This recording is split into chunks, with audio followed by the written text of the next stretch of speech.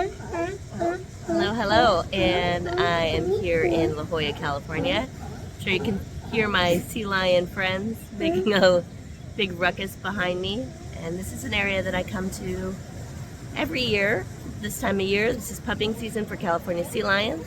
And I'm just going to give you a few reasons why I come back to this spot every single year. A few tips on how to photograph marine mammals, and share some of my fun experiences here. Stay tuned.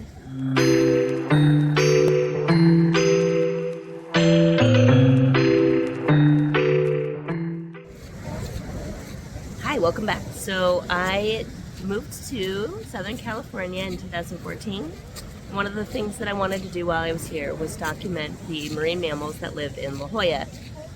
In this part of the shoreline, you've got a California sea lion rookery, and just down the way is a harbor seal rookery. In January, February, the harbor seals pup. They spend 6 weeks with their young, and it's a real critical time for them to nurse and take care of their pups, teach them how to swim, and it's really important that those beaches are closed. And in June, the California sea lions pup. They, on the other hand, take care of their pups for 9 months, so very different behavior, where they are, in fact, leaving their pups sometimes for 3 days at a time in this rookery so they can go out and fish, and they'll nurse their pups for about 9 months. So also really important that people are not disturbing these pups during this critical time. When I first started coming here, the beaches were open. People were going down, petting the pups, picking them up. It was causing a lot of pup abandonment, a lot of problems, and we worked really hard to get beach closure signs like this, which is really exciting to be able to let these animals behave naturally, give them some space. You can still see them, still photograph them, and makes for a really nice area where people are not disturbing the wildlife. So about 5 years ago, I started working with Girls Who Click. It's a nonprofit that encourages teen girls to enter a career in conservation photography. And I started doing workshops here in La Jolla once a year around pupping season for California sea lions, so that the girls would understand the conservation issues and learn how to document them. This has been a really successful workshop, and I started partnering with the STEM group called Be Wise that provides the girls now, and get as many as 65 girls that are interested at a time. We only take 20, so we have to narrow that list down quite a bit, but a big interest for learning about how to document these marine mammals and how to support conservation doing so. A few tips for photographing marine mammals. First of all, you have to stay 50 feet away. This means you're using a long telephoto lens or you're taking environmental portraits. That's really important. Especially during pupping season, you don't want to scare the moms away from their pups and cause pup abandonment.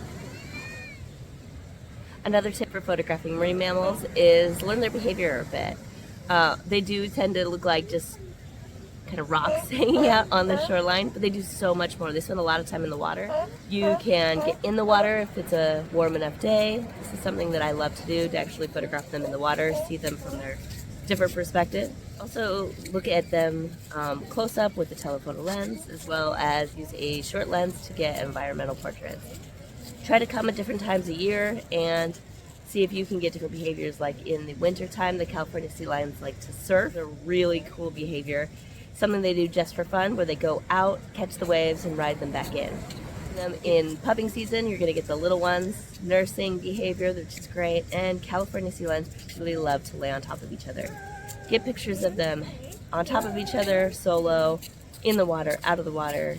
It's so much fun to get such a variety of photographs and start thinking about different ways that you can photograph them. All right, another tip is understanding time of day. So we in California here get this, what you're seeing, a marine layer. This is like clouds in the morning.